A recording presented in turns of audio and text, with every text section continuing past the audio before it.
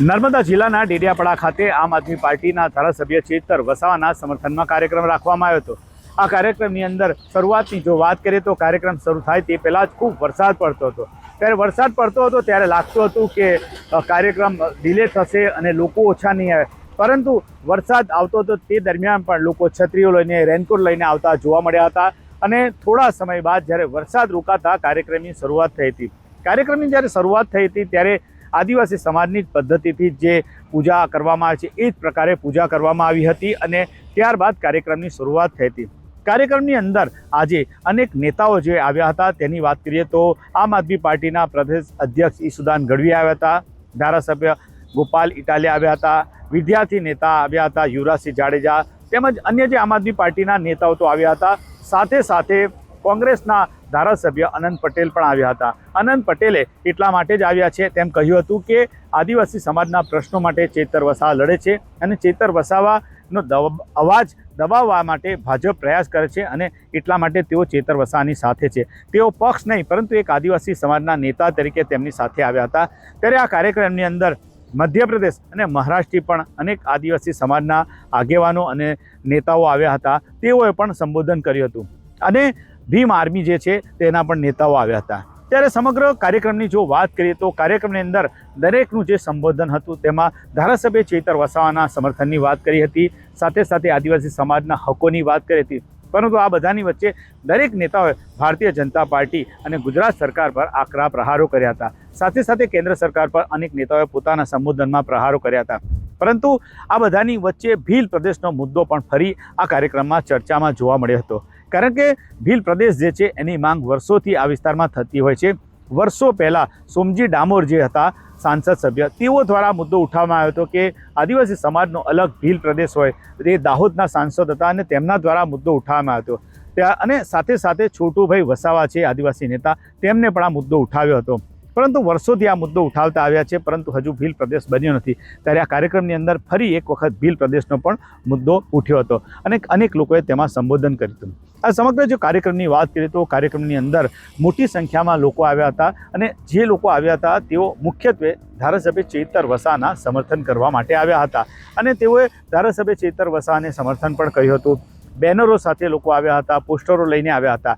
ત્યારે સમગ્ર કાર્યક્રમની જો રાજનૈતિક વાત કરીએ તો ધારાસભ્ય ચેતર વસાવાના જે હાલમાં જે કેસ થયો હતો અને કેસ જે વન વિભાગનો કેસ છે જેમાં તેઓને સજા થઈ છે અને સજા થઈ છે જેમાં 9 જેટલા લોકો છે, તેમાં તેઓને 7 વર્ષની જેલની સજા થઈ છે। ત્યારે આ જે સમગ્ર મામલો છે એ મામલાને લઈને આજે અનેક આગેવાનોએ સંબોધન કર્યું હતું કે ભારતીય જનતા પાર્ટી જે છે અને ગુજરાત સરકાર છે એ ચેતર વસાવા જે આદિવાસી સમાજના પ્રશ્નો ઉઠાવે છે અને લડાયક નેતા છે એટલા માટે જ અને ભાજપમાં લાવવા માટે ચેતર વસાવાને દબાવવામાં આવી રહ્યા છે અને તમામ લોકો કહ્યા હતા કે અમે ચેતર વસાવાની સાથે છે અને તેમની સાથે અમે રહીશું અને કાનૂની લડત તો લડીશું જ, સાથે સાથે આ રીતે કાર્યક્રમો પણ થતા રહેશે। ત્યારે આની સાથે સાથે આ કાર્યક્રમની અંદર કેટલાક લોકોએ રજૂઆત પણ એવી કરી હતી કે અન્ય રાજ્યોમાં પણ કાર્યક્રમ થવા જોઈએ। ત્યારે નંદરબાર જે છે મહારાષ્ટ્ર રાજ્યનું, ત્યાં પણ ચેતર વસાવાના સમર્થનમાં એક કાર્યક્રમ રાખવાનું આયોજન થયું છે। આ બધાની વચ્ચે સૌની નજર હતી ધારાસભ્ય ચેતર વસાવાના ધર્મપત્ની વર્ષાબેન વસાવાની, પરંતુ વર્ષાબેન વસાવાએ જે ગત વખતે જે ભાષણ આપ્યું હતું તેના કરતાં એમનું આ વખતનું ભાષણ એક અલગ જ પ્રકારનું હતું। તેમને ખૂબ શાંતિપૂર્ણ રીતે વાત કરી હતી અને તેમને લોકોનો આભાર પણ માન્યો હતો અને તેમને ભાવુકતા સાથે એવું કહ્યું હતું કે તેઓ એકલા છે અને એમના પતિ અને શકુંતલાબેન જે છે તેઓ પણ જેલમાં છે, એના કારણે તેઓ બાળકોની સાર સંભાળ રાખી રહ્યા છે અને તેમને કહ્યું હતું કે બધાનો સાથ સહકાર જે મળી રહ્યો છે જે બદલ તેમણે સૌનો આભાર માન્યો હતો। એટલે કે વર્ષાબેને જે ભૂતકાળની અંદર જ્યારે સંબોધન કર્યું હતું ત્યારે તેમને આક્રમક રીતે તેઓ બોલ્યા હતા અને તેમનું સંબોધન ખૂબ વાયરલ પણ થયું હતું, પરંતુ આજે તેઓએ સંબોધન જે કર્યું હતું એ એકદમ સરળ અને સાદું સંબોધન હતું।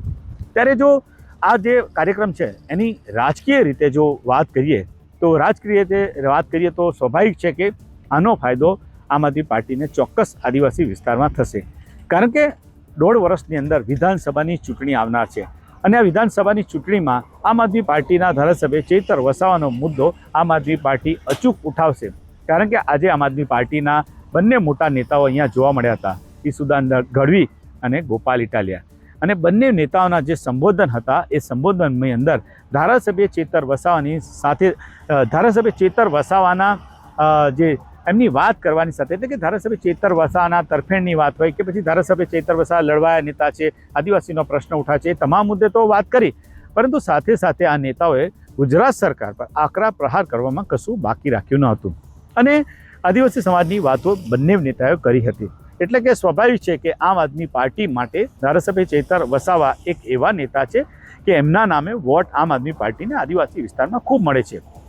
કારણ કે એનું પરિણામ તમને કહી દઈએ કે તાજેતરની અંદર સ્થાનિક સ્વરાજની જ્યારે ચૂંટણી થઈ હતી, જેની અંદર ચેતર વસાવાએ એકલા ખભે જ દાહોદ, નર્મદા, છોટાઉદેપુર અને અન્ય જે વિસ્તાર છે આદિવાસી વિસ્તારમાં ખૂબ સારું પ્રદર્શન કર્યું હતું. એવા પણ જિલ્લામાં જે આમ આદમી પાર્ટીનું કશું નહોતું ત્યાં પણ તેઓ જીત્યા હતા. અને નર્મદા જિલ્લાની વાત કરીએ તો નર્મદા જિલ્લા પંચાયત પણ આમ આદમી પાર્ટીએ જીતી છે. આમ આદમી પાર્ટીને ખબર છે કે આદિવાસી વિસ્તારમાં ચેતર વસાવા તેમનો રોલ મોડલ છે, એટલે કે ચેતર વસાવા તેમના હીરો છે. આમ આદમી પાર્ટીએ જો આદિવાસી વિસ્તારમાં વિધાનસભાની ચૂંટણીમાં જો સારું પરિણામ લાવવું હોય, એટલે કે નર્મદા જિલ્લા ઉપરાંત અન્ય રાજ્યોમાં, એટલે કે નર્મદા જિલ્લા ઉપરાંત અન્ય જે જિલ્લાઓ છે આદિવાસી વિસ્તાર ધરાવતા જિલ્લામાં સારું પરિણામ લાવવું હોય તો તેમને ચેતર વસાવાને જ આગળ કરવા પડશે. એટલા માટે જ ચેતર વસાવાને આગળ કરીને આમ આદમી પાર્ટી આદિવાસી વિસ્તારમાં ચૂંટણી લડનાર છે. ધારાસભ્ય ચેતર વસાવા ભૂતકાળમાં આપણી સાથે મુલાકાતમાં કહી રહ્યા છે કે તેઓ 40 કરતાં વધારે વિધાનસભાની સીટો છે તેઓના અંડરમાં આવે છે. એટલે કે આમ આદમી પાર્ટીએ પણ ચેતર વસાવાને આદિવાસી વિસ્તારમાં છૂટો દોર આપ્યો છે કે તેઓ ધારે તેને ટિકિટ મળે ને તેઓ જે કામ કરી શકે. પરંતુ જે આ કેસ થયો છે એ કેસની જો ટૂંકમાં વાત કરી દઈએ તો કેસમાં ધારાસભ્ય ચેતર વસાવાના હજુ જે કોર્ટમાં જે કેસ ચાલી રહ્યો છે, એટલે કે જે સજા થઈ છે આમ આદમી પાર્ટીના ધારાસભ્ય ચેતર વસાવાને જે નર્મદા જિલ્લાની કોર્ટે જે સજા કરી છે, ત્યારે એ સજાને, એટલે કે એમને જે સજા છે, કન્વિક્શન થયું છે કેસમાં, એને રોકવા માટે હાઈકોર્ટમાં અપીલ કરવાની પણ કાર્યવાહી ચાલુ છે. અને આમ આદમી પાર્ટી આ વખતે દિલ્હીના એક મોટા વકીલને પણ રોક્યા છે, સાથે સાથે અન્ય વકીલો પણ સાથ સહકાર આપશે. એટલે કે ચેતર વસાવાને જેલમાંથી બહાર લાવવા માટે અને આ જે ચુકાદો જે કેસનો આવ્યો છે તેમાં કન્વિક્શન જે થયું છે એ કેસમાં સ્ટે મળે અને ધારાસભ્ય બહાર આવે જામીન પર, એ પણ આમ આદમી પાર્ટી પ્રયાસ કરી રહી છે.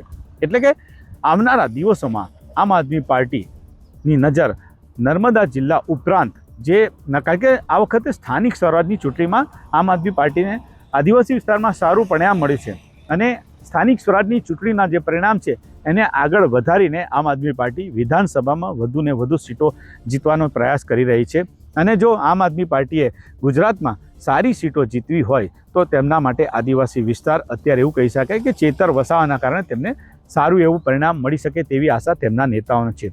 એટલા માટે જ આમ આદમી પાર્ટીના બંને નેતાઓ અહીંયા આવ્યા હતા અને તેમને ધારાસભ્ય ચેતર વસાવાની તો વાત કરી હતી, સાથે સાથે સરકાર પર પણ પ્રહારો કર્યા હતા. ત્યારે ધારાસભ્ય ચેતર વસાવાના મામલે આમ આદમી પાર્ટીને વિધાનસભાની ચૂંટણીમાં કેટલી સીટો મળશે એ તો પરિણામ ખબર પડશે ત્યારે પરિણામ આવશે ત્યારે.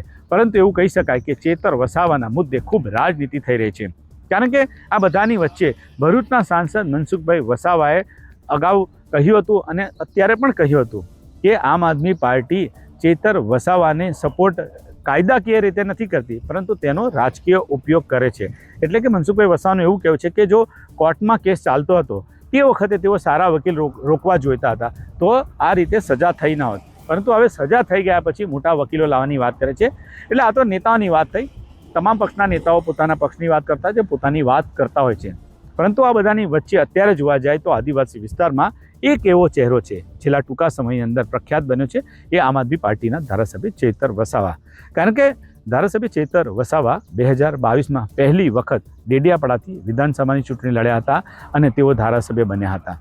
ત્યારે પરિણામ તો ત્યારે કહેવાય, પરંતુ આમ આદમી પાર્ટી આવનારી વિધાનસભાની ચૂંટણીમાં જે આદિવાસી વિસ્તારની 27 જેટલી બેઠકો છે એ બેઠકોને વધુમાં વધુ સર કરવા માટે આમ આદમી પાર્ટીના ધારાસભ્ય જે ચેતરભાઈ છે, ચેતર વસાવા છે, તેમના ખભે જ આખી ચૂંટણી લડાઈ આદિવાસી વિસ્તારમાં તેમ લાગી રહ્યું છે.